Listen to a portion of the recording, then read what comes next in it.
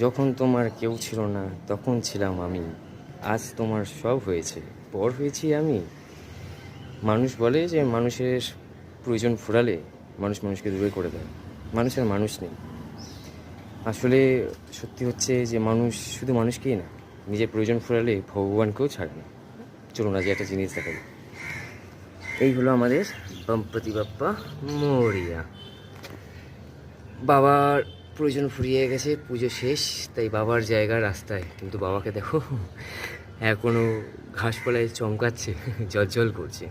আর তার আশেপাশে সবাইকে জায়গা দিয়েছে, দেখুন না কত পিছিয়ে আছে এখানে।